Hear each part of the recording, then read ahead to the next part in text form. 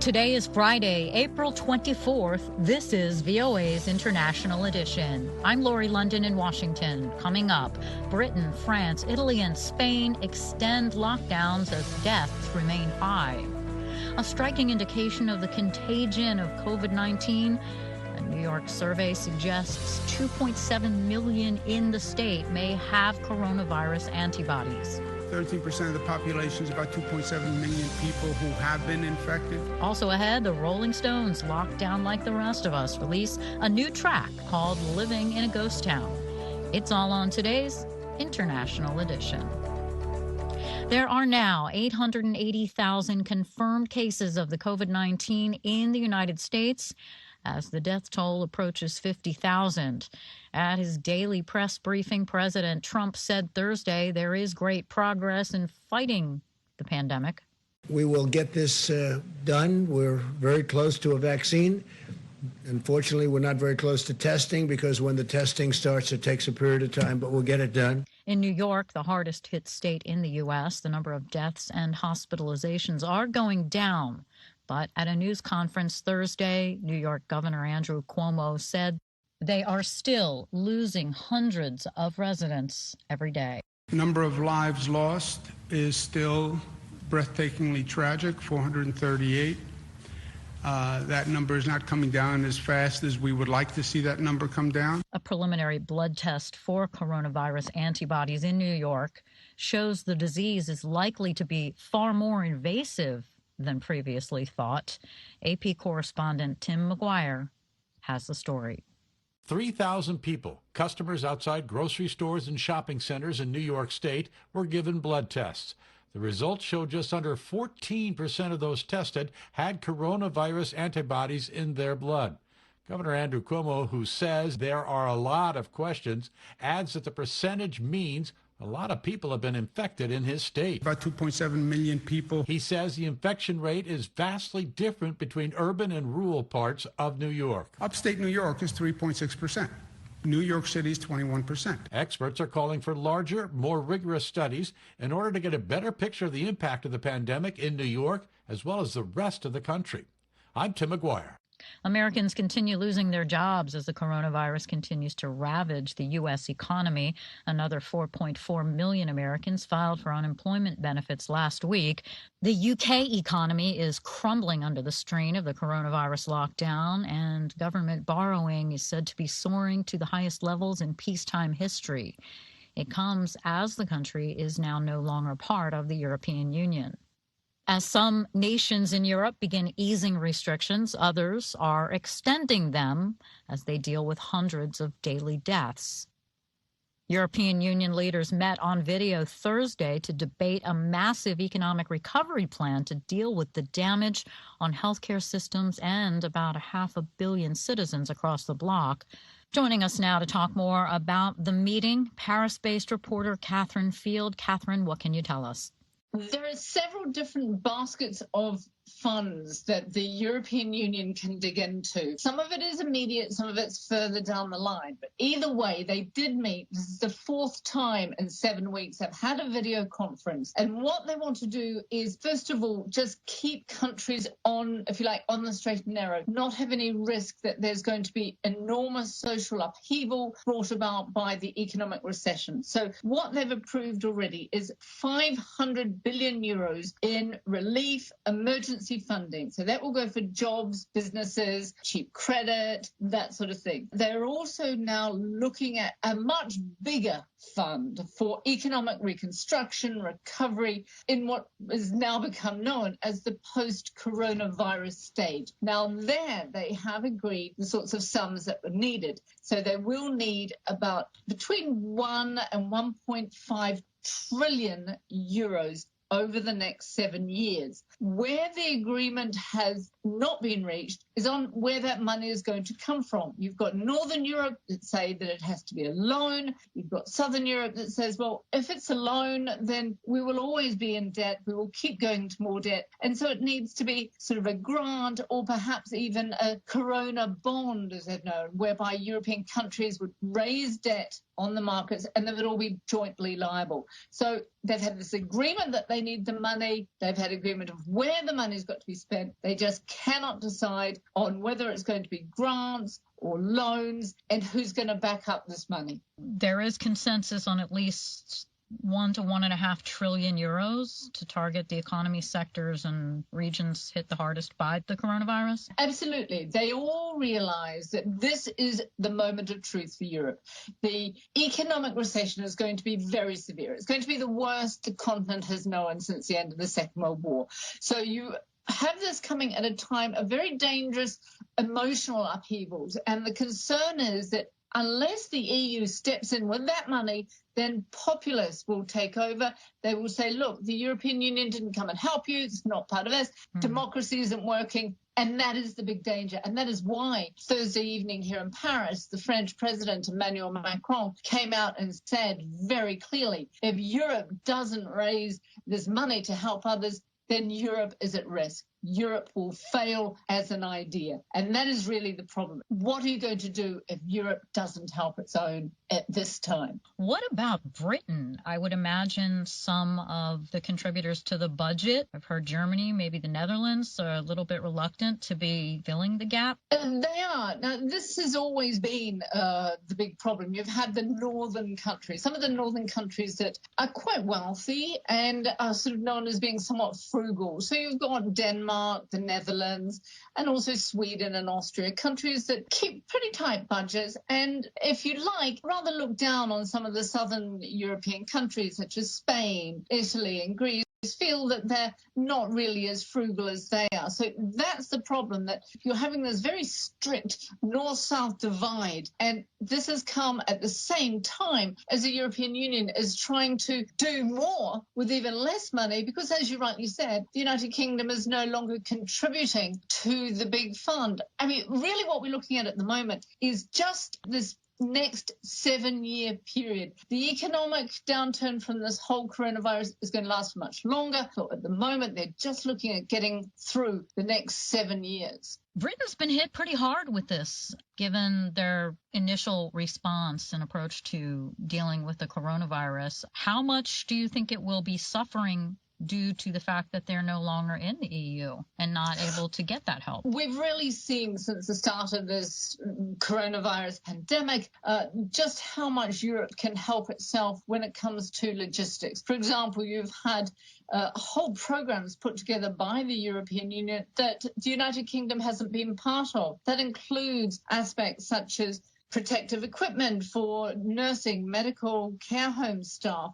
You've also seen them missing out on emergency aid that's been given out to certain countries, particularly for health services and for small businesses. So they're missing out on that. They're also missing out on being able to get a good deal if you buy the equipment, the medical equipment you need. Buy it through Brussels. The European Union goes out and buys this equipment, buys equipment for hospitals, and they get a better rate. So the United Kingdom has missed out on that. And that has been the big question in the United Kingdom. If the United Kingdom was still part of the European Union, would this whole issue of dealing with coronavirus been made that much simpler? Because you wouldn't have had so many civil servants, so many medical staff having to deal with such things as procurement and financing if they'd still been a full member of the European Union. Paris-based reporter Catherine Field, thank you for being with us. Study predicts remittances sent home by migrant workers from low and middle-income countries may plummet by 1/5 this year, prompted by the coronavirus-driven global economic downturn. In Europe, that translates into billions of dollars lost to families in Africa, the Middle East, and elsewhere. More from Lisa Bryant, who takes a look at the fallout. Almost every business is shuttered on what is normally a bustling street, except for the Western Union money transfer office. Even so, it's seeing only a trickle of customers. Retiree Boubacar Baka is sending his usual quarterly payment back to his family in Abidjan. He says it's not much, times are tight, but he says his family has to eat. With its many African residents, especially from Mali, Montreuil is sometimes called Little Bamako. On this day, I met Western Union customer Sidi Diabate, who is indeed from Mali. Diabate is sending a small sum to family in Western Mali as a Ramadan gift. He says he's an office clerk here and his job is secure.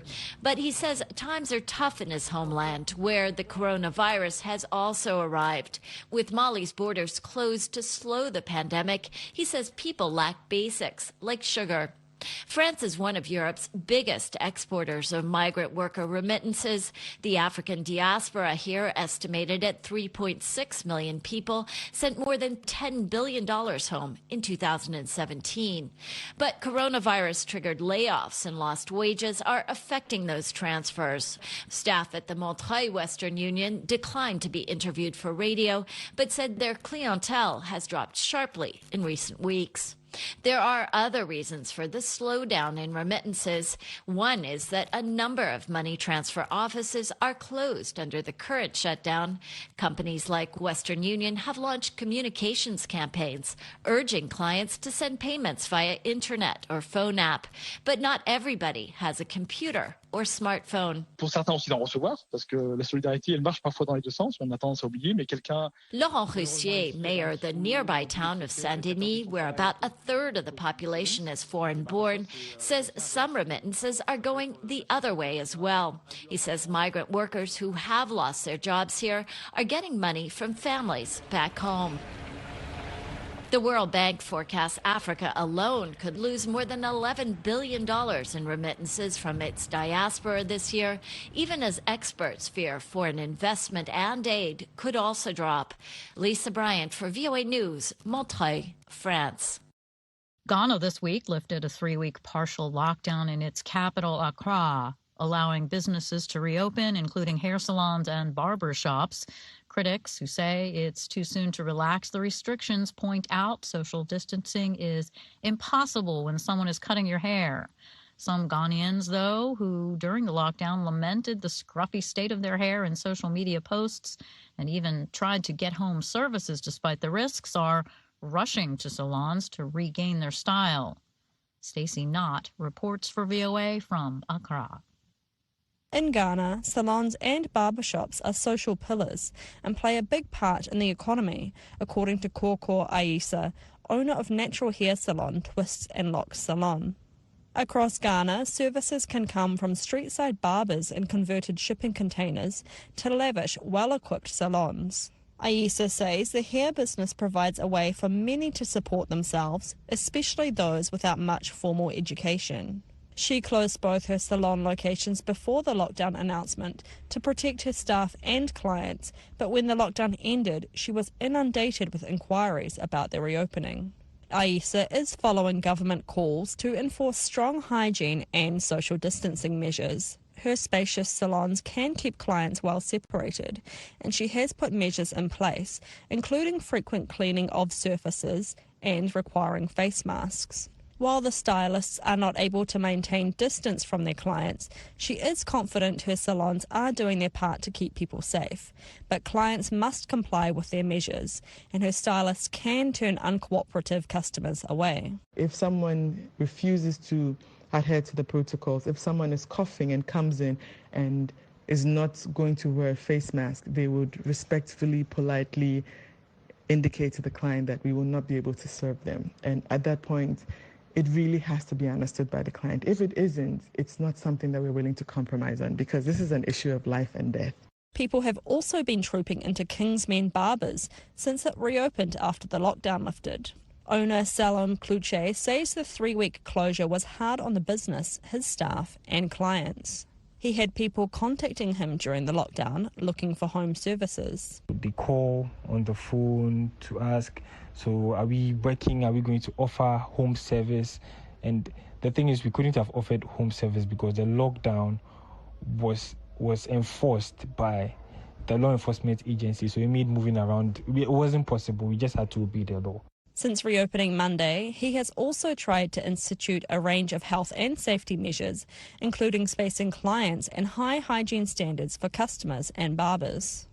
Public health expert Nana Kofi-Kwache from the New York University School of Global Public Health has been back home in Ghana during the lockdown period. Kwache was surprised when Ghana lifted the lockdown because of his concerns about testing and tracing. He also questioned whether there was enough analysis of the impact of the lockdown before it was lifted. He said that although desire for haircuts was understandable, there was still a risk of local transmission, especially given the impossibility of maintaining social distancing. However, with the government indicating a lower risk now, it was unfair to blame businesses for wanting to reopen, he said. Lifting the lockdown was in part aimed at allowing the economy to start moving, especially because many had suffered significant losses under it, he said. People in the informal sector, those entrepreneurs working in barbershops and salons who survive on their daily wages, who survive on the daily hustle, could resume some economic activity so they could literally put food on the table, feed themselves and feed their families. So if you take for granted the government's view on the question of there being a lowered risk, then it's difficult to make a case for why they shouldn't be allowed to be opened if other sectors of the economy are actually open. Kwache, who used to frequent a barber before the pandemic, says he is now, like many around the world, looking up YouTube videos for some do-it-yourself inspiration. Stacey Knott for VOA News, Accra, Ghana. Here are some of the other stories we are following at VOA. Scientists are baffled by how the coronavirus attacks the body, killing many patients while barely affecting others. But they are now focusing on the disproportionate number of hospitalized COVID-19 patients who have high blood pressure. Theories about why the condition makes them more vulnerable and what patients should do about it have sparked a fierce debate among scientists over the impact of widely prescribed blood pressure drugs. A key supplier of the chemicals needed to test for coronavirus, France's bioMérieux, has given its priority formula to the Canadian government for free, so its national lab can try to manufacture badly needed test kits on its own. The unusual deal shows Ottawa's determination to scale up testing, a key step toward relaxing strict public health measures that have disrupted daily life and tanked economies around the world. And the World Health Organization plans to announce what it calls a landmark collaboration to speed up development, production, and the use of safe, effective drugs, tests, and vaccines to prevent, diagnose, and treat COVID-19. The Geneva-based agency said the initiative aims to make technologies against the disease accessible to everyone who needs them worldwide. Stay with VOA for all the latest pandemic and world news.